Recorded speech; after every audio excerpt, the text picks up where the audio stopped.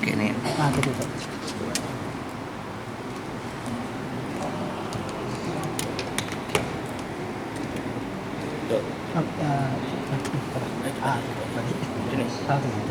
Ini masuk sangkut.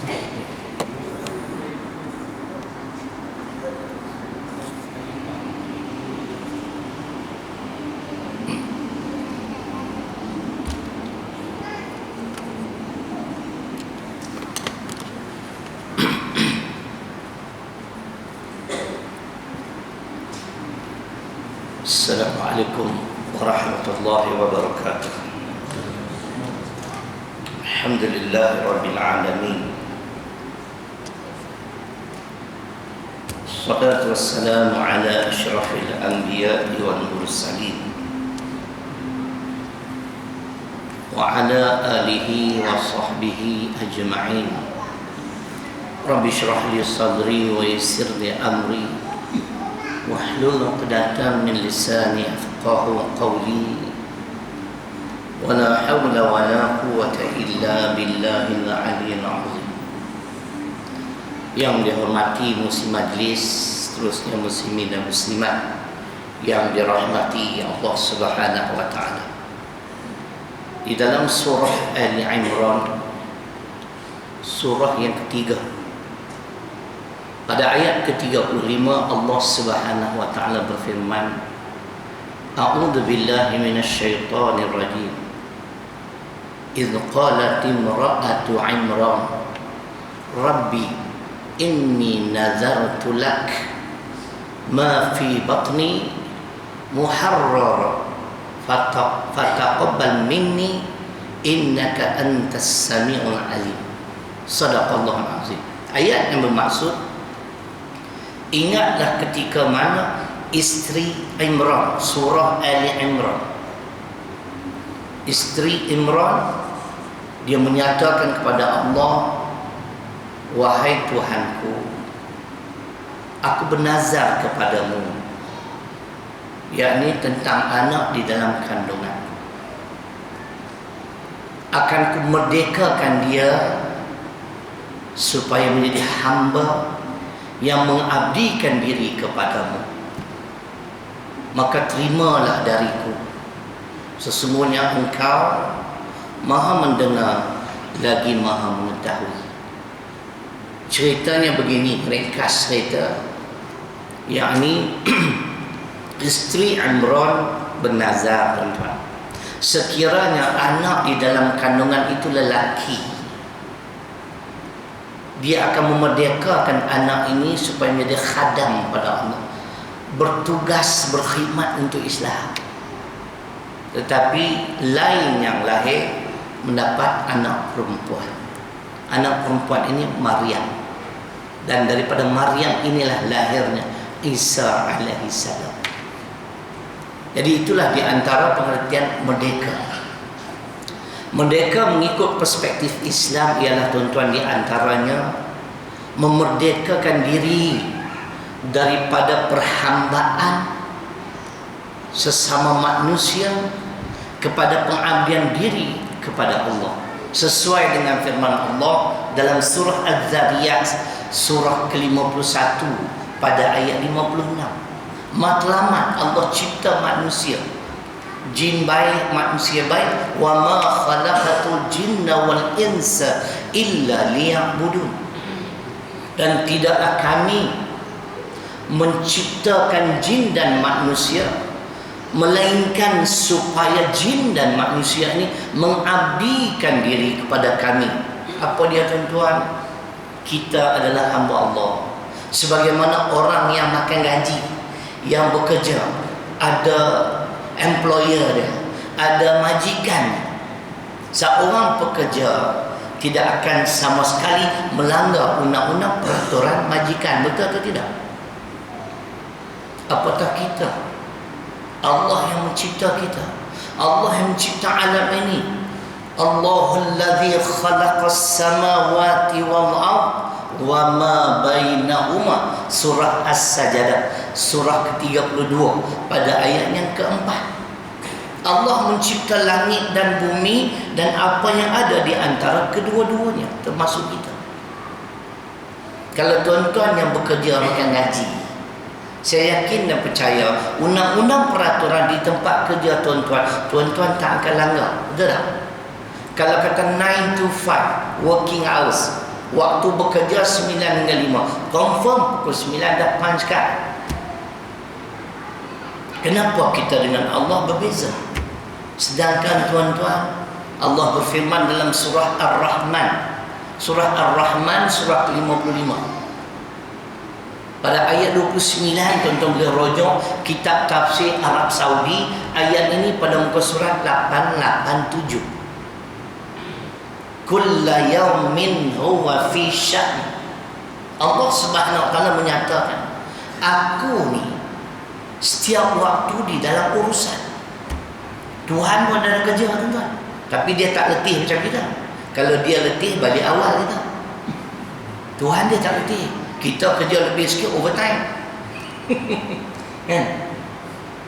Apa maksud? Aku setiap waktu di dalam urusan. Apa urusan Allah? Pertama sekali yang perlu kita ingat, dia kerja dia ialah mencipta. Alam ini dia yang cipta, termasuk kita semua. Setelah dia mencipta kita, dia menghidupkan kita, dia beri peluang kita untuk hidup. Sekali saja di dunia, tapi berkekalan di akhirat. Setelah menghidupkan kita sampai masa dan ketika kullu nafsin dha'iqatul maut thumma ilaina turja'un. Dalam surah Al-Ankabut surah 29 pada ayat 57. Setiap jiwa yang bernafas akan merasai mati. Dan kemudian kamu semua akan dikembalikan kepadaku. Faham Salim? Dia cipta kita, dia menghidupkan kita, dia juga yang bakal mematikan kita. Sultan mati, menteri mati, Perdana Menteri orang akan mati, kan? Manusia biasa, ustaz pun akan mati, tok guru pun mati, mufti pun mati. Ini satu kepastian. Ini dia di antaranya. Sebab itu bila kita sedar diri siapa kita, wajib kita mengabdikan diri pada Allah. Bukan sekadar dia memberi peluang kita untuk hidup kemudian dimatikan kita, tapi dia juga yang memelihara kita selama ini. Kita hidup aman, damai, selamat. Tidur malam pun tak ada masalah. Tak ada binatang-binatang yang datang gigit kita. Ada Salim? Lipan gigit kaki Salim? Ataupun lipan masuk dalam kain Salim? Ada? Tak ada kan? Tak ada no? Tak pernah kenal kan? Tak, yang kata lipan, pernah semut masuk telinga. Masuk telinga kanan, keluar telinga kiri. Macam Olimpik, enggak? Ada? Tak ada. Siapa yang pelihara kita?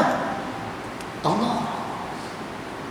Sebab tu kita kena mengabdikan diri pada Allah. Jangan menjadi hamba pada manusia, tapi hamba pada Tuhan yang mencipta kita. Bukan sekadar itu, dia juga yang memberi rezeki. Nahnu qasamna bainahum ma'isyatahum fil hayatid dunya. Az-Zukhruf surah ke-43 ayat ke-32. Kami kata Allah yang bahagikan di antara kamu di dalam kehidupan dunia. Si fulan jadi engineer jurutera, si fulan penjara, saya jadi ustaz, tuan-tuan baru nak start. Gitulah, baru nak start, lambat lagi lah. Ya. Rezeki kita semua telah ditentukan oleh Allah. Kenapa kita tak nak tunduk mengabdikan diri padanya? Kita makan, kita minum rezeki dia. Soal air ni, air ni siapa buat Salim? Sadam? Syabas? Mana dia? Afara'aitumul ma'alladhi tashrabun a'antum anzaltumuhu minal muzni am nahnu nunzilun law nasha'u ja'alnahu ujaja falawla tashkurun. Suratul Waqi'ah surah 56 ayat 68 hingga 70. Allah tanya kita, kamu tak lihat ke air yang kamu minum? Kamu atau akukah yang menurunkan air hujan daripada langit? Kalau aku kendaki, air hujan itu semua boleh aku masinkan. Lebih baik bersyukurlah kamu. taatlah kamu pada aku. Sampai masa sibuk macam mana pun, solat jangan tinggal. Tuhan bertanya lagi dalam surah Ar-Rahman ayat 19 hingga 21. Tuhan kata, aku cipta laut, aku cipta sungai. Marajal bahraini yaltaqiyan bainahuma barzakhul la yabghiyan fabi ayyi ala'i rabbikuma tukadziban. Salim, berapa kali Tuhan ulang fabi ayyi ala'i rabbikuma tukadziban? Berapa kali Salim? RM100. Tak apa, Salim punya pasal RM500. Satu saat di sekarang habis. Nasib baik tak sempat jawab. Kalau tidak melayang di aku. Surah Ar-Rahman ada 78 ayat. Kita terjemah dulu. Aku cipta dua lautan yang mengalir, kata Allah. yakni laut dan sungai. Kemudian bertemu di Kuala. Orang Kedah, saya orang Kedah, kita di Muara, tuan-tuan, Muara, kami Kuala. Tuan-tuan tak pernah fikir ke? Pertemuan laut dan sungai di Muara. Ini Allah cerita dalam Quran Ar-Rahman ayat 19 hingga 21. Tuan-tuan tak pernah tertanya-tanya, bagaimana bila pertemuan laut itu lebih luas daripada sungai, betul tak? Tapi yang masin tetap masin, yang tawa tetap tawa. La yabghiyan. Allah kata ada dinding. Pergi tengok, Salim terjun tengok, ada dinding. Maka nikmat aku yang mana lagi kah yang kamu nak dustakan? Aku dah bagi macam-macam nikmat kat kamu, Masya Allah. Kenapa kamu tidak mengabdikan diri pada aku? Merdeka mengikut pandangan Islam ialah memerdekakan diri dari perhambaan sesama manusia kepada pengabdian diri kepada Allah Subhanahu wa taala. Manusia ni kerdil, wa khuliqul insanu dha'ifa, dalam surah An-Nisa surah yang keempat pada ayat 28. Aku cipta manusia ini dalam serba kedhaifan. Ada satu benda yang kita boleh buat, tapi kita lemah dalam bidang lain. Tuhan hebat satu bidang, tapi dalam bidang yang lain mungkin lemah. Macam saya ni. Nampak tuan-tuan? Jadi saya nak kait sikit, nak relate sikit. Pengabdian diri kepada Allah. Jangan menjadi hamba kepada manusia. Kita ambil contohlah. Yang pertamanya ialah Nabi Ibrahim alaihissalam, yang kita bakal sambut 12 hari bulan 9 nanti, bulan depan. Lebih kurang 15 hari. Aidul Adha. Ada yang sebut Aidul Adha, ada yang sebut Aidil Adha, ada yang sebut Raya Kurban. Okey Salim, yang mana betul? Yang mana betul Salim? Aku tanya ni bukan suruh ketawa. Semua betul lah. Dia peduli apa? Janji beli raya sudahlah. Nabi Ibrahim alaihissalam, tuan-tuan dan puan-puan, Masya Allah, ketika dia berdialog, ataupun zaman sekarang dia sebut dialog pula. Dialog tu bahasa Inggeris lah, dengan Namrud tentang ketuhanan. Kata guru saya, Namrud ni tiap kali dia nak beri makan rakyat jelata, pegawai kerajaan dia akan terlebih dahulu bertanya pada setiap rakyat, siapa Tuhan kamu? Tanya Salim, Salim kata Tuhanku Namrud. Siapa jawab Namrud? Boleh makan nasi mendi Arabnya. Salim pernah buat jarak, tapi kadang-kadang macam Pakistan. Yang mana satu minta tak, akhirnya guhid ustaz. Tiba giliran Nabi Ibrahim alaihissalam, siapa Tuhan kamu? Tuhanku ialah Allah. Pelik dia kata. This is unusual, you know. Cakap Inggeris pula.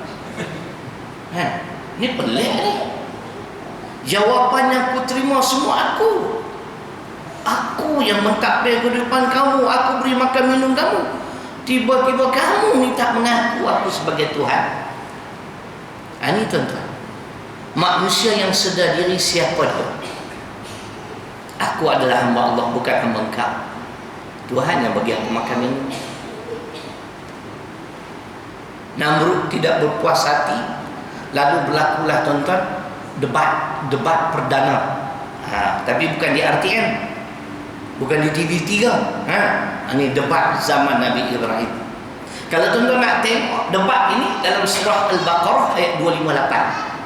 Alam tara ilal ladzi hajja Ibrahim fi rabbih an atahu Allahul mulk idh qala Ibrahim rabbiyal ladzi yuhyi wa yumiit qala ana uhyi wa umiit qala Ibrahim fa inna Allah ya'ti bisyamsi minal masyriq fa'ti biha minal maghrib wa buhital ladzi kafar wallahu la yahdil qaumal zalimin. Inilah tuan-tuan Al-Baqarah ayat 258, perdebatan, debat perdana di antara Nabi Ibrahim alaihissalam dan Namrud tuan-tuan. Dalam perdebatan tersebut Namrud bertanya pada Nabi Ibrahim, baiklah kalau kamu tidak mengaku aku di Tuhan kamu, apa yang Tuhan kamu boleh buat? Lalu dijawab oleh Ibrahim, Tuhanku menghidup dan mematikan makhluk. Oh, dia kata memantai. Dia cakap Cantonese lah. Namrud pun dia cakap Cantonese. Memantai, no problem. Dia Cantonese boleh, Inggeris pun boleh. Itu no sweat man. Aku tak ada masalah, aku boleh buat. Tuhan kamu menghidup dan mematikan makhluk, aku boleh buat benda yang sama. Lalu diarahkan dua banduan daripada penjara, dikeluarkan daripada penjara, masuk menghadap. Seorang Namrud mengarahkan, baiklah kamu pulanglah ke kampung halaman kamu, aku bebaskan kamu mulai hari ini. Dia kata kepada Ibrahim, kamu tengok, dia hidup tak? Dia hidup. Yang seorang lagi datang, sampai ke hadapan, lalu dibunuh oleh Namrud dengan izin Allah, mati. Kita tengok, mati. Apa bezanya Tuhan kau dengan aku? Ni pemangku ayun yang pemimpin. Tak apalah, Ibrahim kata beginilah tuanku, Tuhanku menerbitkan matahari di sebelah timur dan turun di sebelah barat. Kalau tuanku ini setanding dengan Tuhan yang kusembah, tolong tukar keadaan ini pada pagi besok. Dia pening. Ini yang dia pening, Salim. Aku nak buat apa sekarang? Dia nak suruh aku tukar matahari terbit belah timur, turun barat. Esok keluar barat, turun timur, pening. Itu yang dia telefon George Bush, bekas Presiden Amerika. What am I supposed to do now? Kan? Bush kata, itu small matter. Cik je, tangkap dia terus. Tangkap dia, bunuh dia. Lalu Nabi Ibrahim ditangkap. Tuan-tuan, diikat di sebatang tiang, kemudian dibakar hidup-hidup. Allah nak tunjuk kepada Namrud, aku yang berkuasa tau. Hang tak ada kuasa apa? Hang kuasa mentadbir sebuah negeri je, Iraq, Babylon. Kan? Dia nyalakan api, Masya Allah, anggun api tu punya besar, confirm mati. Allah berfirman dalam surah Al-Anbiya surah ke-21 pada ayat 69, Qulna ya naru kuni bardan wassalaman ala Ibrahim. Allah memerintahkan pada api. Ingat tuan, api baik, burung baik, tumbuh-tumbuhan baik, manusia baik, jin, malaikat, kesemuanya makhluk yang dicipta oleh Allah. Wahai api, aku perintahkan pada kamu, jadikan dirimu sejuk dan selamatkanlah Ibrahim. Namrud tengok-tengok tuan-tuan, alamak, tak mati, tak terbakar. Dia dah tak tahu nak buat apa, dia panik dah. Allah utus seekor nyamuk putih. Tentera Allah macam-macam, bukan malaikat je tuan-tuan. Nyamuk putih datang, lalu digigit setiap tentera Namrud disengat dengan izin Allah, seorang demi seorang mati, tuan-tuan. Bila Namrud melihat keadaan tersebut, dia melarikan diri pulang ke istana. Tutup pintu, tutup tingkap, dia kata selamat aku. Dalam keadaan dia sedang tengok-tengok tu, dia tengok-tengok. Tadi nyamuk tadi sudah berada dalam istana. Ketika dia mendongak ke atas lah, tuan-tuan, Allah memerintahkan kepada yang sengat tadi, nyamuk putih terbang, tuan-tuan, turun dan masuk dalam lubang hidung Namrud, lalu disengat mati, tuan-tuan. For your information, Salim, lubang hidung Namrud luas macam lubang Ahmad Nisfu. Walaupun rupamu tidak ku kenal, tetapi lubang hidungmu menjadi pujaan hatiku. Orang Bangladesh pun tahu, hang faham kan ni? Itu yang ku pelik.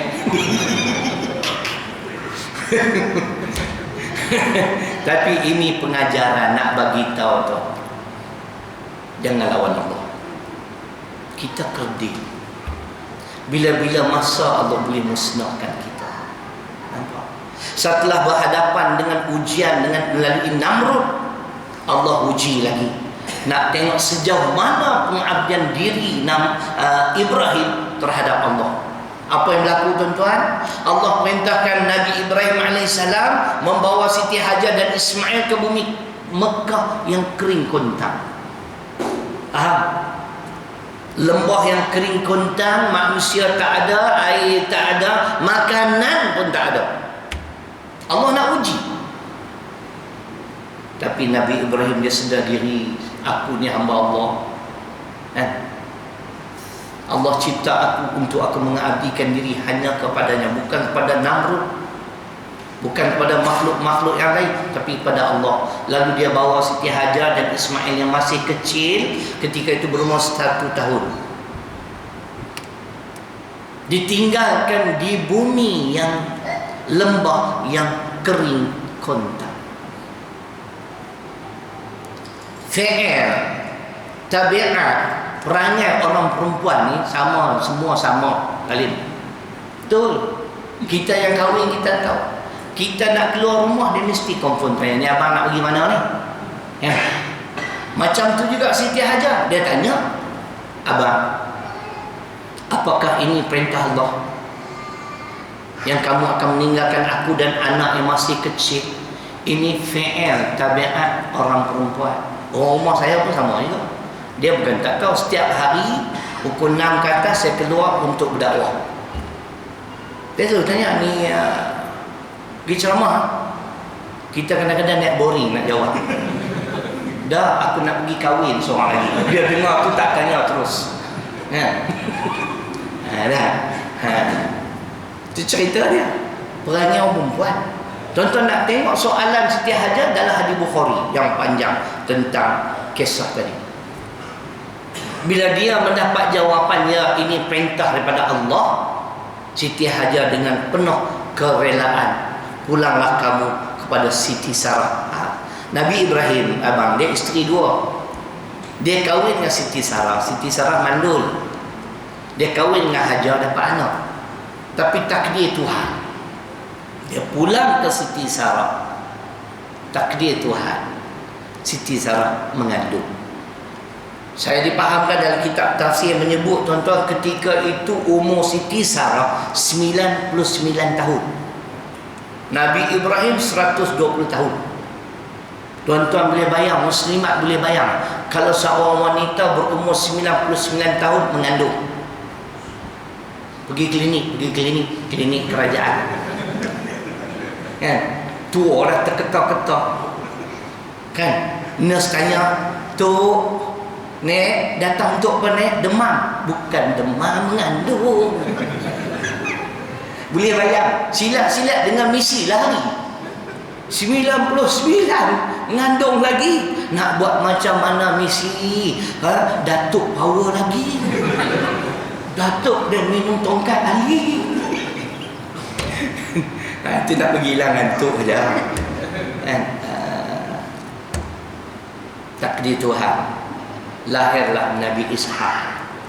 Siti Hajar dapat Nabi Ismail. Jadi yang saya nak cerita tuan-tuan, sebelum Nabi Ibrahim alaihissalam meninggalkan kedua-dua insan di bumi Mekah yang kering kontang, beliau berdoa pada Allah dalam surah Ibrahim surah ke-14 ayat 37. Rabbana inni askantu min dzurriyyati biwadin ghairi dzi dzar'in 'inda baitikal muharram rabbana liyuqimus shalah faj'al af'idatan minan nas tahwi ilaihim warzuqhum minats tsamarat la'allahum yashkurun. Maksud ayat, wahai Tuhanku, aku telah meninggalkan sebahagian zuriat atau keturunanku di bumi atau di lembah yang kering kontang yang berhampiran dengan rumahmu, yakni Kaabah. Cuma aku pohon kepadamu ya Allah. Cuba dengar apa yang dia pohon. Tuan-tuan kena faham, Mekah ketika itu buminya kering kontang, air tak ada, manusia tak ada, makanan tak ada. Tapi yang dipinta, yang dipohon, Rabbana liyuqimus salat. Ya Allah, jadikanlah keturunan yang akan kutinggalkan ini orang-orang yang mendirikan solat. Nampak Salim? Patutnya minta makan dulu, capati ke, roti tempayan ke. Dah. Nah, solat ni penting. Sebab tu saya kata, no matter how busy you are, tanggungjawab kita mendirikan solat kena. Sibuk macam mana, jangan putuskan hubungan kita dengan Allah. I was a banker before, for 16 years. 16 tahun saya bekerja bank, tuan-tuan. Pengalaman. Tapi kita jaga hubungan dengan Allah Ta'ala. English educated, belajar sekolah Inggeris, pegawai bank, hari ni jadi ustaz. Tapi benda ni saya jaga hubungan dengan Allah. Jangan bimbang soal rezeki. Allah berfirman dalam surah Taha surah ke-20 ayat 132, wa'mur ahlaka bis-salah wastabir 'alaiha la nas'aluka rizqa nahnu narzuquka. Ini tips murah rezeki. Apa dia? Allah berfirman, perintahkanlah anak-anak kamu mendirikan salat, serta bersabarlah di dalam menunaikannya. Kami tidak meminta rezeki daripada kamu, tapi kami yang memberi rezeki kepadamu. Tak payah bimbang. Kita tinggal di bumi mana sekalipun, asalkan bumi itu milik Allah, hubungan kita dengan Allah, tuan-tuan, jangan kita putuskan. Kita bernasib baiklah tinggal kat Malaysia ni, puasa 12 jam. Anak murid saya belajar dekat Nottingham Forest, United Kingdom, last year, tahun lepas. Salim tahu dia puasa lama mana Salim? 22 jam. 22 jam puasa, 2 jam makan. Kita menterkedarah 12 jam, puasa 12 jam, seimbang. Kan? Oh, dia 2 jam untuk makan. Tapi dia tetap berpuasa. Dia buat civil engineering dekat UK, Nottingham Forest. Saya kata hebat adik ni, 22 jam tuan. Kita 12 jam pun Salim. Salim, 12 jam pun letih. Allah, letih. Tambah hari pertama Salim, sampai nama sendiri pun tak ingat. Nama apa aku ni? Letih. Letih puasa. Dah, saya tengok sahabat kita, nama apa? Nama. Sahabat kita ni salah seorang anggota Zero. Tadi dia masuk, sahabat kita masuk, saya tengok dah, aku ni kaki tidi mata. Maharaja lawak mega. Ya. Saya tengok perkembangan sampailah tahun berikutnya jadi Johan tahun lepas. Yang performance yang last tu memang best, yang Naga tu. Aku memang syok semua itu. Dia salah seorang lah, dia 3 beradik. Tuan, itu saya kata moga-moga Allah merahmati kita semua. Sebab apa? Kita jaga hubungan dengan Allah. Yang selainnya doa saja. Allah lebih mengetahui daripada kita, tuan-tuan. Kita pun dulu terlibat dengan sistem riba. Tapi kita pohon, kita doa, kita minta Allah bebaskan saya pada cengkaman sistem riba. Nampak? Saya berkhidmat di sekolah agama, dari sebuah sekolah ke sebuah sekolah. Kini saya memiliki sekolah sendiri. Sekolah besar, tuan-tuan. Pelajar 220 orang. Pekerja paling ramai di dunia.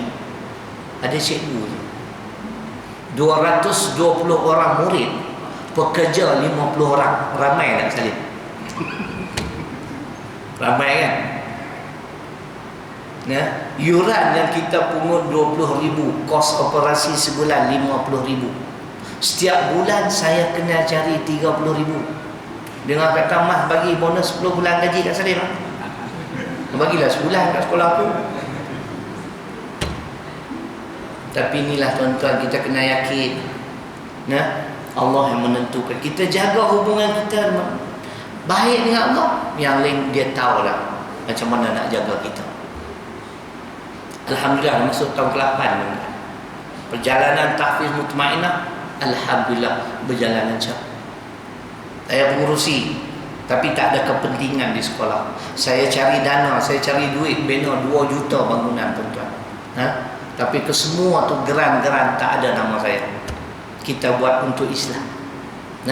Kita buat untuk Islam. Tuan-tuan, wang bukan segala-galanya. Yang kita nak keberkatan. Ini sahabat kita ni. Anak apa? 8 tu.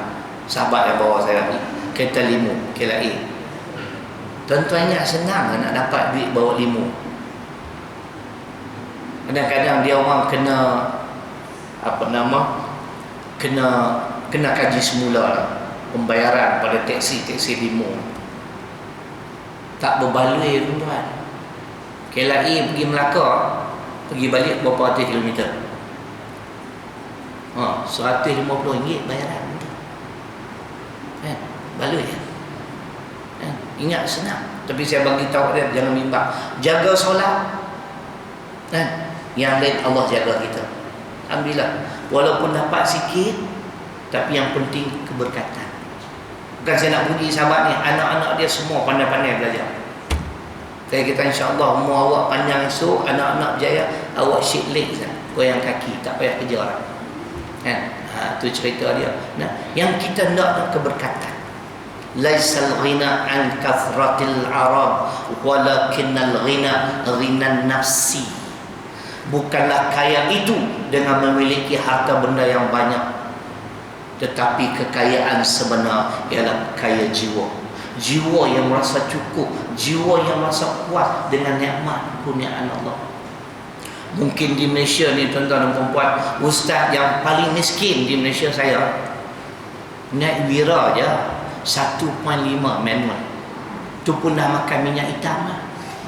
Lepas ni dia kata nak makan aku lah. Ustaz lain Estima, Velfire, Alphard, betul tak? Mas warna hebat, BMW warna. Tapi tuan-tuan tengok muka saya. Pertama handsome, yang kedua tenang. Duit tak banyak. Saya terus terang Salim, rumah saya tak berhutang, kereta tak berhutang, motosikal tak berhutang, duit pun tak ada. Itu yang tidur mudah. Alhamdulillah. Itu kata ketenangan jiwa. Jangan kita nilai siapa duit banyak, orang tu berjaya. Kalaulah kata orang tu berjaya, Syed Muhtar Bukhari sepatutnya tak perlu cari lagi, betul tak? Dia dah billionaire. Billionaire, tuan-tuan. Faham bilion? 1,000 juta 1 bilion. Aset dia hampir 10,000 juta. Cina kata siap bilion. Kalian faham Cina? Orang tak faham. Siap bilion makan tak habis. Kita bokau ciap makan tak cukup. Bangla tak senyum tak faham lah tu. Dia senyum balik, okey dah faham. Kan? Itu cerita gitu. Nah, jadi makna tengok yang dia pinta, dia pohon solat dulu. Jaga solat. Jaga hubungan kita dengan Allah. Allah pasti akan jaga kita. Itu pesanan saya, pengalaman saya sendiri. Nah, sebab tu minta maaf, saya mana-mana pun datang tempat ceramah selalu awal. Sebab saya tak nak solat dalam keadaan masbuk. Kita nak sama-sama dengan imam. Betul. Jaga masa, jaga solat, insya-Allah. Yang kedua dia minta apa? Supaya bumi Mekah ni disukai oleh manusia. Yang ketiga baru dia minta makanan. Nampak tuan-tuan?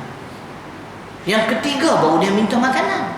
Kalau Salim dan Tuhan suruh tinggalkan isteri dan anak di bumi dan di tempat yang manusia tak ada, Salim kalau kamu, ya Allah bagilah makan banyak-banyak sikit. Ataupun Salim akan tinggalkan sebelah apa? Sebelah kedai bistro. Kan? Ada capati lah, ada roti tempayan. Kan? Ini tidak, tuan-tuan. Inilah contoh manusia yang merdeka. Dia sedar diri, aku adalah hanyalah hamba Allah, bukan hamba kepada sesama manusia. Aku bukan hamba kepada hawa nafsu. Kalau ikut hawa nafsu, tuan-tuan, dia tak tinggal isteri dia. Betul tak? Nak tinggal isteri pun senang. Abang pernah tinggal isteri? Pernah? Pergi mana? Tak pernah? Tak pernah. Cuba try tengok sekali. Dah lah cuba, try lah. Saya, isteri saya tinggal 40 hari tinggal saya, Salim. 40 hari aku menangis. Bukan aku tinggal dia tinggal aku, dia pergi Mekah. Saya hantar dia ke airport Penang. Kan? Dah semua urus, semua siap. Okeylah, saya kata kami balik dulu lah. Anak-anak menantu hantar dia. Dia terkejap lah. Nanti bukan tak tahu, nanti tak berjumpa lagi ke, tak bertemu lagi. Maklumlah pergi Mekah kan. Dia nak suruh saya tunggu. Dia tak faham hero ni dah tak tahan dah ni. Nanti jadi Syahrul Khan dah. Nama Syahridung lah tu. Ini Salim Khan. Dekat kat Salman Khan pula. Dia tinggal 40 hari pun kita dah jam. Ini tinggal 10 tahun tuan-tuan. Si isteri pun relax. Kerana ini tuntutan agama. Cuba bayangkan tengok. Bila pulang semula 10 tahun kemudian, Allah memerintahkan Nabi Ibrahim alaihissalam kali ini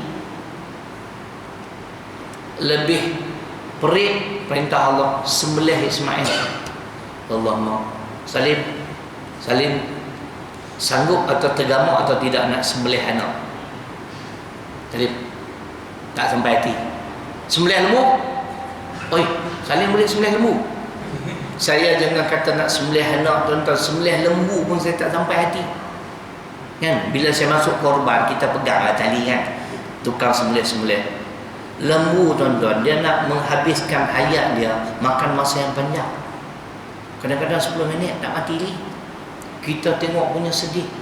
Saya kata, aku tak boleh, tak sampai hati nak sembelih lembu. Tetapi Salim, saya sampai hati makan daging lembu banyak Salim. Kan? Kalau buat sup Salim dengan air asam, lah Salim. Kan? Kita azan ke atau terus sikit. Jadi nak bagi tahu tu keadaan di mana 10 tahun kemudian Nabi Ibrahim pulang ke Mekah. Allah memerintahkan beliau supaya menyembelih Ismail.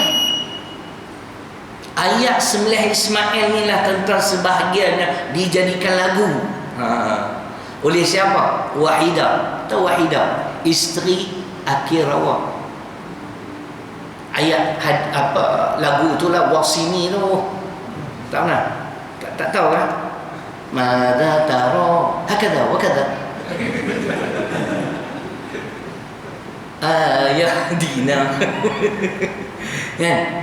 Ayatnya dalam surah As-Saffat, surah ke-37, ayat 102. Falamma balagha ma'ahu sa'ya qala ya bunayya inni ara fil manam anni adbahuka fanzur madza tara. Qala ya abati fa'al ma tu'mar satajiduni insyaallah minas sabirin. Nabi Ibrahim panggil Nabi Ismail, anak yang berumur ketika itu 11 tahun. Ismail, Allah memerintahkan aku supaya menyembelih kamu. Mada tara tu, fanzur mada tara, karena bahasa Melayu apa pendapat kamu. Kalau Arab ma ra'yuka, kalau orang lelaki. Kalau Inggeris, what's your opinion? Apa pandangan kamu? Apa pendapat kamu? Anak yang soleh ini menjawab, kalau ini perintah daripada Allah, tunaikanlah wahai bapaku, nescaya kamu akan dapati aku seorang anak yang sabar. Inilah orang yang merdeka, tuan-tuan, yang hanya mengabdikan diri kepada Allah, tidak kepada manusia, tidak kepada hawa nafsu. Kita kadang-kadang jadi hamba hawa nafsu. Dah, tengok semua hendak, tengok semua hendak, hawa nafsu. Kena kontrol sama hawa nafsu ni, tuan-tuan. Tapi tengok insan 3 orang ni, Masya Allah. Tuan-tuan tahu tak, dia sembelih anak dia tu, kata ulama, dia tidak memandang ke arah muka anak dia. Dia main sembelih, tak sampai hati nak tengok. Tapi bila dipandang, setelah Nabi Ibrahim merasakan sembelihannya sudah sempurna, dia tengok Tuan Pengerusi, yang disembelih itu kibas. Anak dia dah pergi kat lain, jatuh tempat lain, kibas yang dia sembelih. Tuan Pengerusi percaya tak cerita saya? Macam tak percaya kat aku kan? Tuan Pengerusi yakin? Pernah dengar cerita tu? Anda pasti? Bagi tahu dari Quran tengok. Pasti dari Quran tak tahu.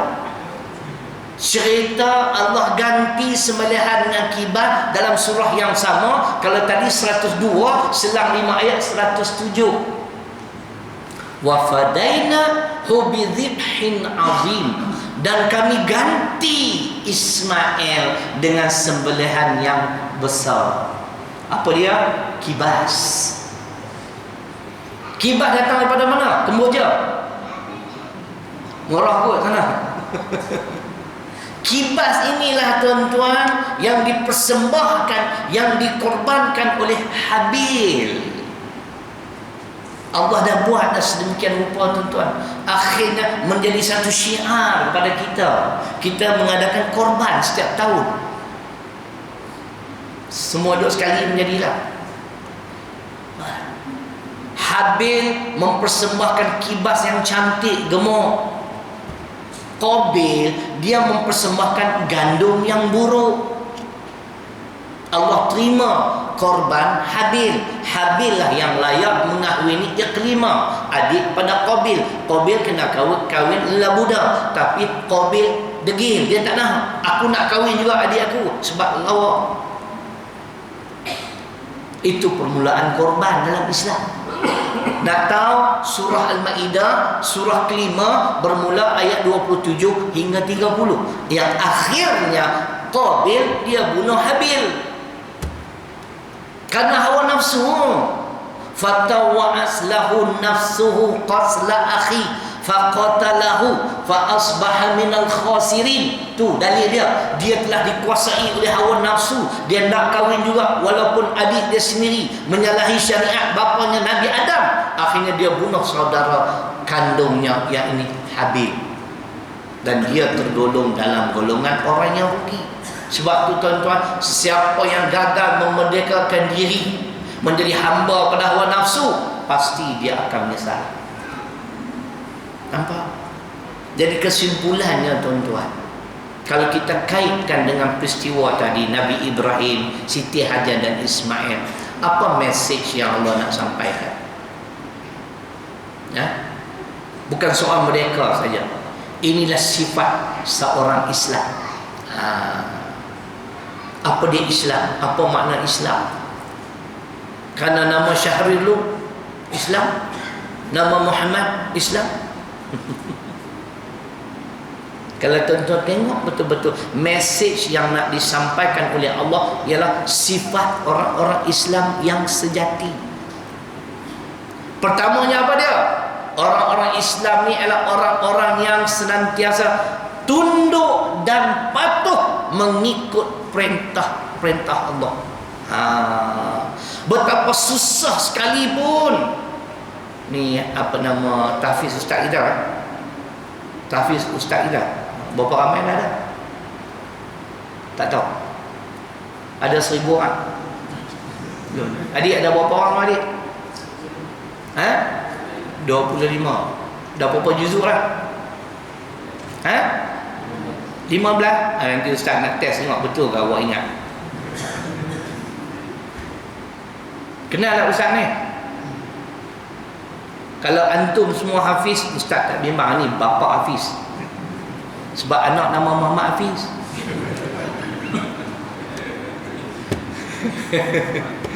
Saya hafal ayat Quran, saya hafal nama surah ke berapa, ayat ke berapa.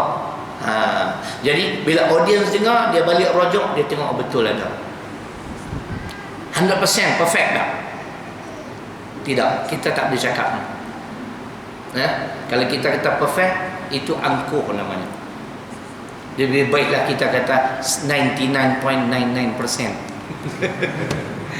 Very close to 100%. Very close. Kalau kata 100% itu sombong namanya. Kembali pada ayat tadi An-Nisa 28, Allah cipta manusia ada kekurangan. Kadang-kadang betul, kadang-kadang tak betul. Kadang-kadang kita letih tuan-tuan. Bila keletihan, ayat-ayat yang selalu kita baca pun kadang-kadang lupa. Macam baru-baru ni Jumaat saya baca khutbah di Ampang. Saya baca-baca, saya tahu silap. Silap. Stop, ulang semula. Kita tahu kita bukan perfect, tapi 99.99 lah. Tuan-tuan pernah tengok tak video Dr. Zakir Naik? Dr. Zakir Naik India kan? Dia boleh ingat surah ke berapa, ayat ke berapa. Dia tu orang bagi gelaran nickname dia Syahri Long Ong Malaysia. Faham? Kalau tuan-tuan jumpa dia, cuba tanya macam mana doktor boleh ingat. Cuba tanya saya. Hadza min fadli Rabbi. Itu jawapan. Ini adalah kurniaan Allah kepadaku. Jawab itu dulu. Gifted. Kita tak ada keistimewaan apa tuan-tuan. Kesemua ni adalah kurniaan Allah. Saya dulu tak pandai baca Quran. Pegawai bank mana nak peduli tentang Islam? Tapi bila Allah kendaki, Allah nak kurnia, beginilah rupa dia. Allah mudahkan. Kebelakangan ni alhamdulillah tuan-tuan, ayat Quran dah hadis memang dengan izin Allah mudah saya ingat. Kurniaan Allah. Tapi kena jagalah, dia ada tips-tips yang lain lah. Budak-budak universiti selalu tanya saya, kalaulah kami boleh ingat macam Ustaz ingat, pelajaran kami senang. Ustaz bagi tips sikit. Tips pertama yang tadi, ini kurniaan Allah pada saya. Yang tu dulu kan. Jangan cerita kita ni hebat. Well, you know. Well, you know, kepala bapa hang, well, you know. Sombong. Cuba cakap kurniaan Allah. Jaga makanan, jaga minuman. Jangan makan sembarangan. InsyaAllah saya yakin itu di antara rahsia. Makan pun jangan terlalu banyak. Saya makan tak banyak, tengok. Umur 62 tahun. Slim and fit. Cuba tengok Salim. Perut pun boroi kan. Mana Salim hilang. Dia kata tunggu lama-lama aku asyik kenalannya. Kan? Saya makan tak banyak. Satu sedu 5 pinggan. Tak banyak. Mesti ketawa. Itu lawak jenaka Piramli. Saya ni tuan-tuan, kalau jenaka-jenaka ni memang saya suka tengok. Kadang-kadang kita bawa juga dalam kuliah nak bagi hilangan tu je. Baik. Apa pengajaran tuan-tuan? Pengajaran kisah keluarga Nabi Ibrahim ini nak mengajar kita sifat orang-orang Islam yang sejati. Pertama, tunduk dan patuh mengikut perintah Allah. Tuan-tuan nak tahu pengertian Islam, tuan-tuan rojok tafsir Profesor Mahmud Yunus muka surat 23. Surah Al-Baqarah, surah kedua, ayat 111, 112. Golongan Yahudi dan golongan Nasrani, wa qalu la yadkhulul jannah illa man kana hudan aw nasara tilka amaniyuhum qul hatu burhanakum in kuntum sadiqin bala man aslama wajhahu lillah wa huwa muhsinun falahu ajruhu 'inda rabbih wa la khaufun 'alaihim wa la hum yahzanun. Itu ayat sepenuhnya 111 112 Al-Baqarah. Saya nak ringkaskan ayat ini. Allah menyatakan bagaimana golongan Yahudi dan juga Nasrani. Golongan ini masing-masing mendakwa mereka sahaja yang bakal menjadi penghuni syurga. Yahudi kata Nasrani tak boleh masuk syurga. Nasrani kata Yahudi tak boleh masuk syurga. Melayu lagi tak boleh. Lalu Allah jawab dalam ayat ini, yang benar dan akan masuk syurga ialah orang-orang Islam. Apa makna Islam? Orang-orang yang tunduk dan patuh mengikut perintah Allah. Walaupun dia asal bangsa Cina, tapi kalau Cina Muslim, dia tunduk dan patuh mengikut perintah Allah, syurga insya-Allah milik dia. Walaupun keturunan Arab Syekh, tak nampak macam Arab pun. Memang tak, aku kata tak nampak macam Arab. Salim tu ada sikit, Arab ada, Pakistan ada. Yang mana betul pun tak tahu dia ni. Walaupun keturunan Arab, salah silap cek keturunan Rasulullah, tentunya automatiknya dijamin syurga. Banyak cantik. Kalau keturunan Rasulullah sekali pun tuan-tuan, kalau dia tidak taat pada Allah, syurga bukan milik dia. Tuan-tuan percaya? Saya nak beri jawapan dengan Quran. Siapa yang bakal menjadi penghuni syurga? Firman Allah dalam surah Ali Imran ayat 133, wasari'u ila maghfiratin min rabbikum wa jannatin 'arduhas samawati wal ard u'iddat lil muttaqin. Jawapannya dalam ayat ini muslimat. Ahli syurga, penghuni syurga adalah dari kalangan orang-orang yang bertakwa. Takwa itu apa benda? Salah satunya inilah, mereka senantiasa tunduk dan patuh mengikut perintah Allah. Suruhan Allah dilaksanakan, larangan Allah mereka tinggalkan. Walaupun dia India, asalkan dia Islam, dia taat pada Allah, syurga. Walaupun Melayu, tak pandai baca Quran, tak faham ayat ni baca, kalau dia taat pada Allah, dia bertakwa, syurga. Arab, Masya Allah. Saya pergi Yaman tuan-tuan, saya tinggal di Yaman tahun 2007. Saya baca Quran dalam masjid tuan-tuan, baca pelan lah, bukan kuat pun, sikit pelan, kadang dengar telinga kita. Ulama hadis ni datang, Syekh Muhammad Ismail Amrani. Dia dengar bacaan saya. Dia ulama hadis. Umur dia sekarang 99 tahun. Masa saya pergi tu umur dia 87. Kat 89. Berapa tahun lah? Kat 10 tahun tu lah. 89 tahun. Tapi dia tak nyanyok tuan-tuan. Daya ingatannya tentang hadis, Masya Allah. Dia dengar saya baca Quran, dia kata hang pandai baca Quran. Sebab orang Arab ni tuan-tuan, dia akan terkejut, dia terperanjat kalau orang macam kita ni boleh baca Quran dengan baik. Dia dengar bacaan saya, dah pandai baca Quran, dia kata. Bolehlah sikit-sikit share kan. Saya tak beritahu lah, kadang kata saya Johan di Malaysia.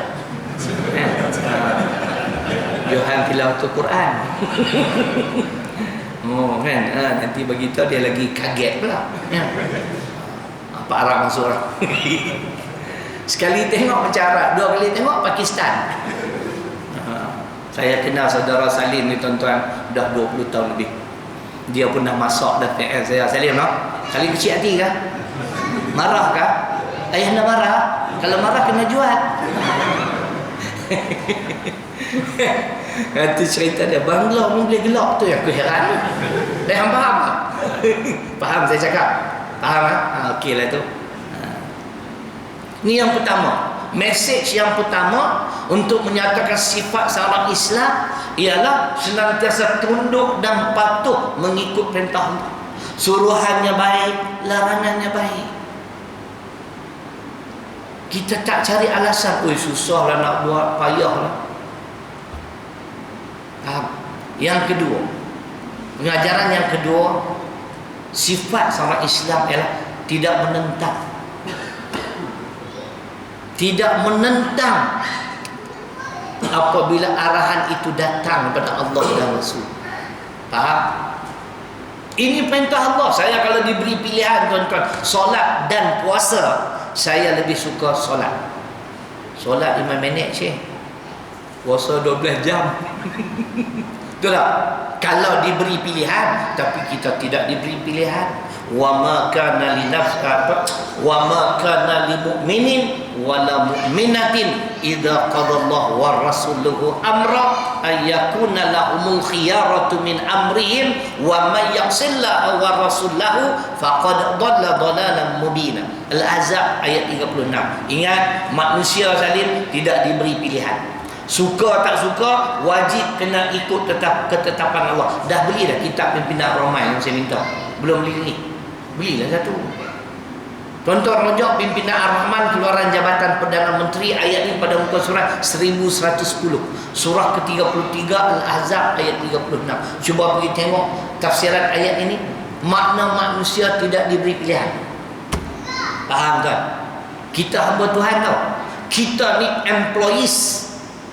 Dia employer. Mana boleh, mana mungkin employees yang nak menentukan undang-undang peraturan di tempat kerja? Betul tak? Employer dah set dah, macam ni, gaji sekian banyak, kelulusan ni macam ni, kelulusan ni macam ni. Kita boleh pergi tentang dah. Bos, saya tak setuju lah datang kerja pukul 9. Lepas tu awak nak datang pukul apa? Pukul 11. Lepas tu pulang tak mau pukul 5, pukul 12 balik. Buat tak nampak itu pintu besar? Gerak. Faham tak? Kita sebenarnya mengundang kemurkaan Allah apabila kita menentang undang-undang dan peraturannya. Tengok Nabi Ibrahim suruh ditinggalkan isteri anak, dia tak menentang. Siti Hajar tak menentang. Ismail, aku nak kena sembelih kamu nak kata apa? Dia tak menentang. Ini Islam. Itu makna Islam. Tidak menentang perintah-perintah Allah. Sesiapa yang menentang, tuan-tuan, maaflah, alamat musnahlah kehidupan. Kalau bukan di dunia, di akhirat. Kena ingat, tuan-tuan, kita hebat macam mana pun, kalau di dunia kita terlepas hukuman Allah, pastinya di akhirat kita tidak akan terlepas. Dunia ni liyabluwakum ayyukum ahsanu amala. Musik, tempat ujian. Tempat ujian. Allah nak tengok, Allah nak melihat siapa di antara kita amalannya yang terbaik. Sebab tu Allah uji. Sebahagian Allah uji dengan kepayahan hidup. Sahabat kita dulu pun susah ya sebelum kan. Kata, duduk di Sabah, 3 beradik, semua kahwin lah. Kata itu nak hantar mak pergi, dah pergi dah umrah, belum pergi. Pergi umrah, haji. Dia orang kata dah benar tu nak bagilah, hantarlah, tak apa, kita minta lah pada Allah, yang nak terima ni Allah kan. Ada sebahagian manusia diuji, dia lahir ke dunia hidup susah. Ada pula sebahagian manusia diuji dengan kesenangan, lahir jadi anak Sultan Brunei. Bahagia tak tuan? Ni nampak macam adik Sultan Brunei bukan? Salim confirm bukan Sultan Brunei sebab dia nampak macam Pakistan kan. Wa nablukum bisyarri wal khairi fitnah wa ilaina turja'un. Itu dari Quran Al-Anbiya surah ke-21 ayat ke-35. Kami akan uji manusia itu sebahagiannya dengan kesusahan, kepayahan hidup. Ada pula yang akan diuji dengan kesenangan hidup. Kepada kamilah kesemuanya akan dikembalikan. Siapa yang bersabar menghadapi ujian, dapat melepasi rintangan, halangan ujian Allah, bahagia tuan-tuan. Walaupun dia hidup susah, kais pagi makan pagi, kais petang makan petang, tapi dia taat ke Allah, dia sabar, bahagia. Kan?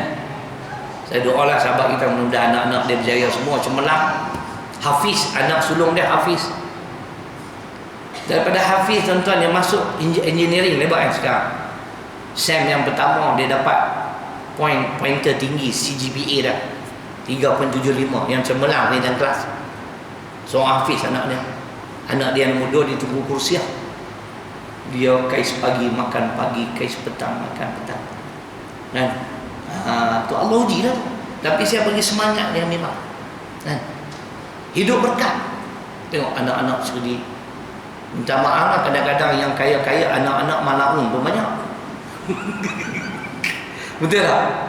Kaya malaun pun banyak. Tuan-tuan, saya nak bagi tahu dalil Quran.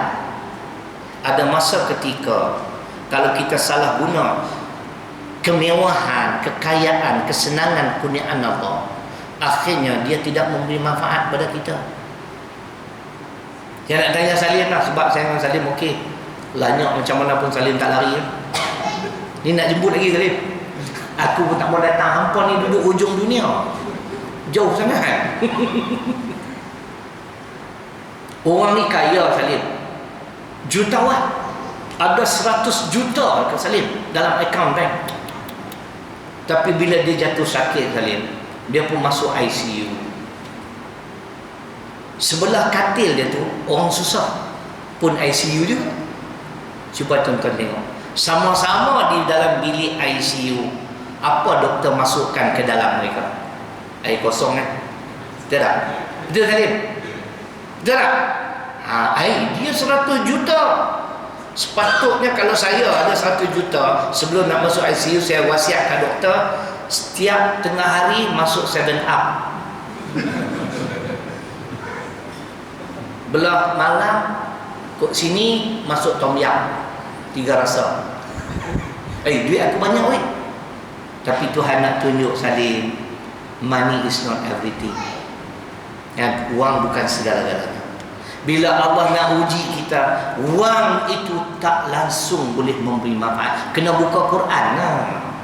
Sebab tu tuan-tuan, dalam berdakwah Allah menggalakkan pendakwah kena banyak baca ayat Quran. Umar Al-Khattab masuk Islam kenapa? Sahabat. Betul? Anda pasti? Dalil? Tak payah tanya Salim, tanyalah Ustaz. Toha ayat 1 hingga 6. Khubayb baca ayat Quran, dia dengar di permukaan pintu rumah adik dia Fatimah. Hati dia dah mula cair, mula cerai lah. Dah mula cair tuan-tuan. Dia panggil Fatimah keluar, dia lanyak. Darah tuan-tuan, maklumlah Umar Al-Khattab siapa tak kenal kan, juara WWF kan, kali lanyak berdarah. Kemudian setelah dia tampar adik dia menyesal. Lalu dia bertanya, wahai Fatimah, tadi aku sempat mendengar ada benda yang dibaca dalam rumahmu. Apakah itu?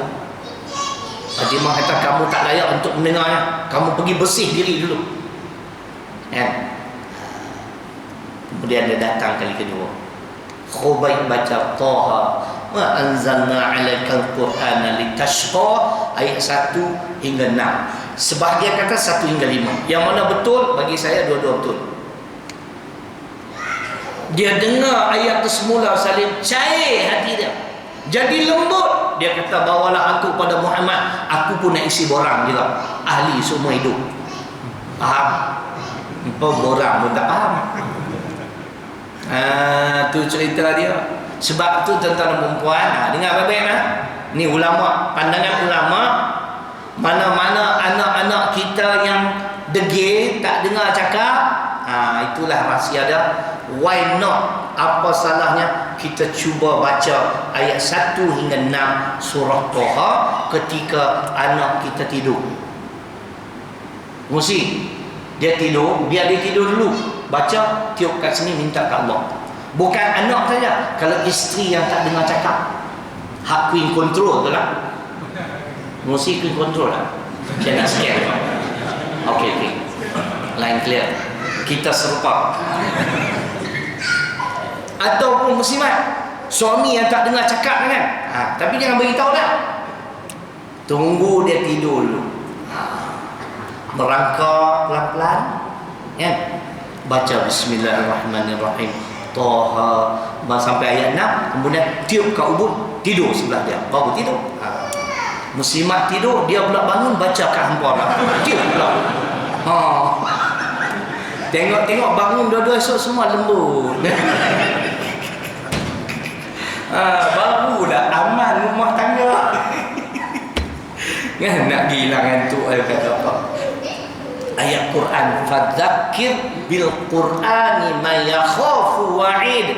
Surah Qaf, surah 50 ayat 45. Maka berilah peringatan sebanyak-banyaknya dengan Al-Quran kepada sesiapa yang takut akan azab Allah. Tuan-tuan, saya berhijrah, jadi sampai macam ni kerana ayat Quran. Kenapa tuan-tuan? Satu hari saya tinggal di masjid. Waktu tu saya di Perak, bekerja di Perak. Saya kerja lama kat Perak 8 tahun. Saya ingat sampai hari ini, waktu asar lepas saya jadi imam masjid, tapi bukan imam yang bergaji lah, volunteer lah. Saya belajar azan, belajar Quran, belajar azan sampai jadi imam. Cuma yang saya tak sempat belajar, baca khutbah. Tapi sekarang dah boleh lah. Jadi satu petang tu lepas asar, tuan-tuan, saya buka Quran. Buka tuan-tuan. Masa tu saya dah plan, merancang nak meletakkan jawatan, tapi tidak ada keyakinan. Saya memang rancang nak melakukan penghijrahan, nak berhijrah. Takdir Tuhan, saya buka Quran, saya terus pandang pada ayat 100 surah An-Nisa. Terima An-Nisa 100 ayat kena terima.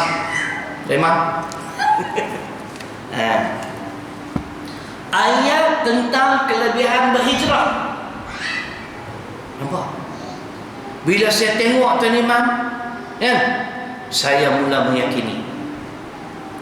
Akhirnya saya balik ke rumah, beritahu rumah saya, okey, aku dah buat keputusan, aku nak letak jawatan 24 jam. Kamu nak ikut aku ke, nak pulang ke rumah kamu dulu, tinggal dengan mak kamu dulu, nanti esok dah stabil, kamu balik ke aku. Dia mampu tak nak lepaskan saya, takut aku kahwin seorang lagi, kan? Akhirnya dia pun buat keputusan nak ikut saya. Kami masuk ke pondok, macam-macam lah pengalaman kami ketika Allah uji. Kerana ayat Quran dah berlaku perubahan. Nak percaya? Sebab tu pendakwah ni kena banyak baca ayat Quran. Kelakar, tapi Al-Quran tu dapat melembutkan jiwa. Dalam surah Al-Anfal mana? Wa idza tuliyat alaihim. Betul? Imam, ayatu zadashum imana wa ala rabbihim yatawakkalun. Nampak? Orang yang dengar ayat Quran ni, dia boleh jadi lembut, dia boleh jadi cair. Saya pun berlaku macam tu. Tengok saya yakin. Akhirnya saya letak jawatan 24 jam. Memanglah Allah uji kehidupan kita, tuan-tuan. Bila kita nak jadi orang Islam, orang yang tunduk dan patuh mengikut perintah Allah, orang yang tidak menentang perintah Allah, memang akan diuji. Ahasiban nas ayyutraku ayyaqulu amanna wa hum la yuftanun wa laqad fatanna alladhina min qablihim fala ya'lamanna Allahu alladhina sadaqu wa la ya'lamanna al-kadhibin. Al-Ankabut surah ke-29 ayat 2 dan 3. Nampak tak tuan-tuan? Manusia pasti diuji. Apatah lagi orang-orang yang mengatakan kami beriman, dia akan diuji. Kalau tahan ujian, insya-Allah. Alhamdulillah, saya isteri, kami ada 4 orang anak. Dengan pertolongan Allah kami dapat melepasi ujian tersebut. 7 tahun juga tuan-tuan kami hidup dalam keadaan memang susahlah. Terpaksa jual kuih dan sebagainya. Salim tak pernah hulu-hulu ke aku. Gaji dengan mat kat 50,000 sebulan. Dah kenal aku lama dah, hantar-hantar lah sikit. Dengar kawan susah, buat cerai ni kaki. Tapi Alhamdulillah hari ni tuan-tuan, saya tak kaya betul. Saya sederhana saya hidup, tapi jiwa saya tenang. 2 kali dah pergi haji, buat kerja haji. 3 kali pergi umrah. Mana saya pergi Mekah dah 5 kali. Salim sekali tak pergi kan. Simpan duit banyak-banyak, esok bawa aku Penang. Boleh 2 kali dah. Haji pergi dah. Oh lama. Haji Salim lah. Alamak. Patut nampak macam haji. Ini tuan-tuan, dalam kita ketawa, itu makna Islam. Jangan menentang. Saya nak sudahi tuan-tuan dengan firman Allah dalam surah At-Taubah, surah ke-9 ayat 63. Apa balasan Allah kepada mereka-mereka yang menentang undang-undang peraturan Allah, menentang ajaran Islam itu sendiri? Alam ya'lamu annahu man yuhadidillah wa rasulahu fa anna lahu nar jahannam khalidan fiha dzalikal khizyul azim. Tidak ada balasan yang setimpal melainkan tuan-tuan, sesiapa menentang Allah, menentang Rasul, menentang Al-Quran, menentang As-Sunnah, tak nak ikut perintah Allah dalam Quran, tak nak ikut perintah Allah yang terkandung dalam hadis. Kita ikut Quran dalam soal solat, puasa, zakat, haji. Undang-undang tak mau. Tadi orang Indonesia tanya saya, Pak Ustaz. Oh, dia tanya, ya ada apa Pak? Dia belum pernah ketemu orang seperti Ustaz, berceramahnya dengan banyak ayat-ayat Quran. Saya pun keturunan Indonesia lah tuan-tuan, yang saya pandai cakap. Saya ceramah di Indonesia tu berapa tahun sudah di Pawang Indun. Ibu-ibu, bapak-bapak yang dirahmati Allah sekalian, waduh Pak Ustaz. Lepas tu saya cakap di Indun, maaf ya Pak, saya ingin bertanya kepada bapak-bapak, di antara bapak-bapak siapa kepala bapak? Tu dia, bapak-bapak. Orang Hindu tu tanya saya, kapan Pak Ustaz? Kapan? Siapa mati? Salim tak? Nak gila kan tu kata apa? Kan? Jadi tadi dia confuse sikit di antara hudud, qisas dan ta'zir. Dia minta penjelasan. Dia ingat apa yang disebut tu qisas. Qisas lain. Qisas ni pembalasan yang sama. Hudud ni dia 6 perkara. Jadi jangan tuan-tuan kita ikut sebahagian Al-Quran, kita kufur dengan sebahagiannya lagi. Sebab Allah bakal menghina mana-mana bangsa yang beramal sedemikian rupa. Afatu'minuna bi ba'dil kitab wa takfuruna bi ba'd fama jazaa'u may yaf'alu dzalika minkum illa khizyun fil hayatid dunya. Kalau saya datang sekali lagi, pastikan ada pimpinan Ar-Rahman, tafsir Arab Saudi, tafsir Profesor Mahmud Yunus. Boleh? Beli 3 ataupun saya beli dulu. Lepas tu saya claim balik. Boleh? Saya suka tuan-tuan, bila ada saya tak perlu dah, saya buka surat 18 ayat saya baca. Mana-mana umat Islam yang beramal, beriman sebahagian, kufur sebahagian, akan ditimpa kehinaan. Tuan-tuan tengok umat Islam di Syria, apa berlaku? Kita menyatakan Syiah Alawiyah begitu zalim, memang mereka zalim. Tapi kita tak pernah tanya orang Islam yang menganuti fahaman ahli sunnah wal jamaah, mereka sendiri tidak mengamal ajaran Islam. Sebab tu Allah nak hinakan kita. Jangan tuan-tuan, jangan ingat itu Syria Ustaz, Malaysia tak boleh jadi. No, you never know. Tak. Rumah saya kalau tengok lah orang Arab pun tuan-tuan, dia cukup kesian. Dia kesian tu anak-anak orang Arab tu comel-comel, kan? Yang isteri kehilangan suami dibunuh oleh Bashar al-Assad. Dia kata, abang, kalau kita ambil anak-anak ni belah pun baik. Dia kata, tak apalah, hang ambil anak dia, aku ambil mak dia. Dia tak bagi ambil mak dia tak. Kan, aku kira nak ambil mak anak bagi dia jaga, mak aku ambil. Kenapa berlaku demikian tuan-tuan? Karena kita tidak beriman sepenuhnya dengan ajaran Islam. Tengok Nabi Ibrahim, kan? Suruh tinggalkan anak, suruh sembelih anak. Kita Allah suruh laksana hududnya. Macam-macam perbalahan, perbahasan. Yang bangun menentang pun orang Islam. Pelik tuan-tuan. Saya nak akhiri dengan sedikit RUU Akta 355. Tuan-tuan kena faham. Pindaan terhadap RUU Akta 355 ni untuk memperkasakan mahkamah syariah.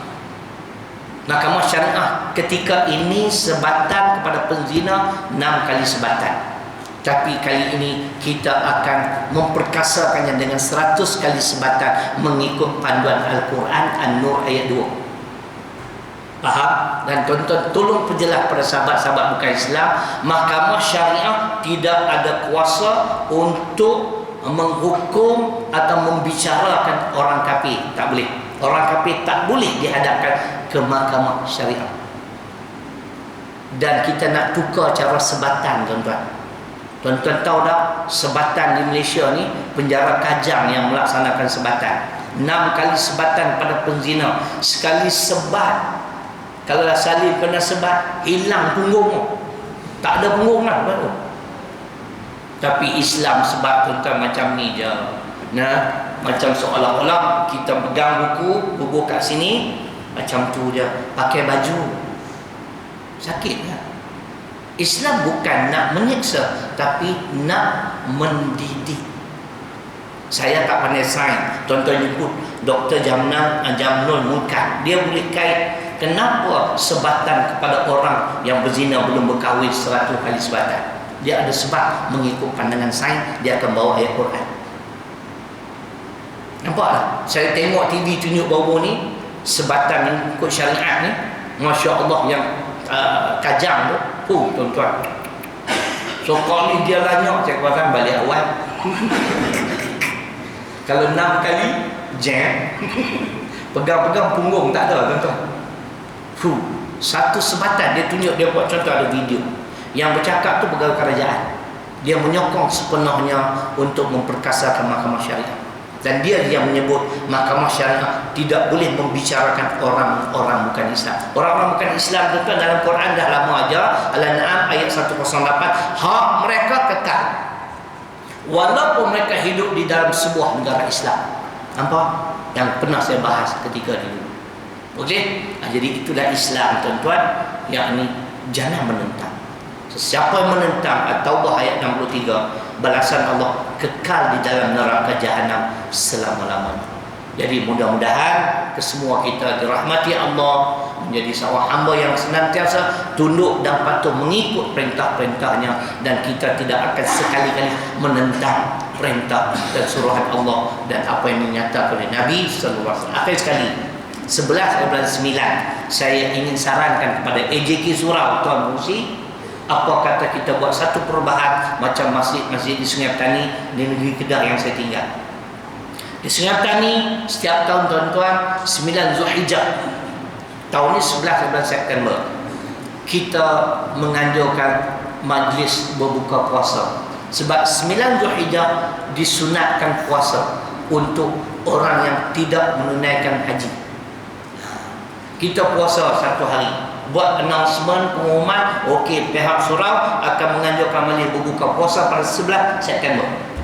Nak bagi lagi meriah, Tuan Kerusi, tak payah buat grand. Jangan grand sangat. Sembelih lembu 2 ekor sudah. Confirm satu setia alam ni datang. Kan? Cerita gitu. Cuba buat perubahan. Berpuasa pada hari Ahad, hari Isnin kita menyambut hari raya Kurban. Baru ada makna, tuan-tuan. Tuan-tuan jangan tanyalah, ustaz ni ceramah hebat, ustaz puasa ke tidak? Tanya soalan tu jam lah tu. InsyaAllah ustaz puasa. Saya puasa setahun, tuan-tuan, 7 hari ya. 6 hari di bulan Syawal puasa sunat, 1 hari 9 Zulhijjah. Tuan-tuan, kenapa saya puasa 7 hari? Tuan-tuan dengar dulu.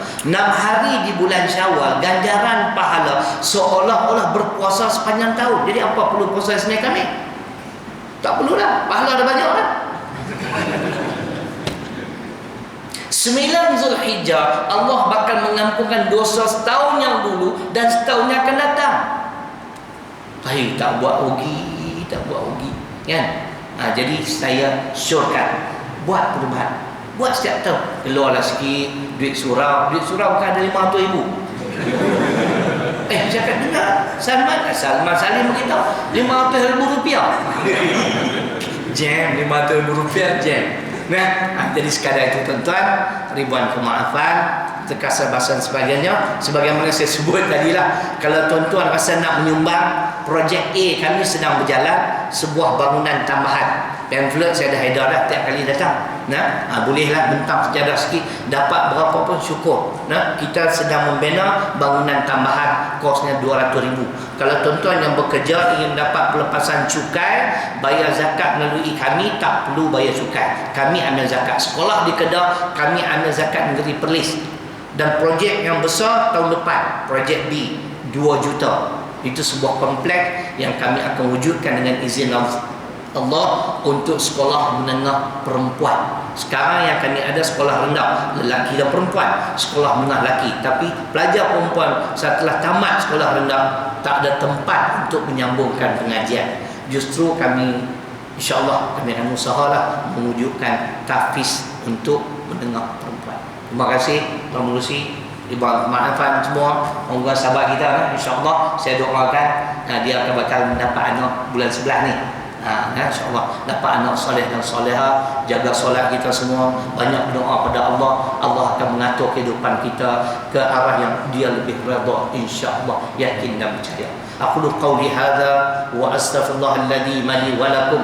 Assalamualaikum warahmatullahi wabarakatuh.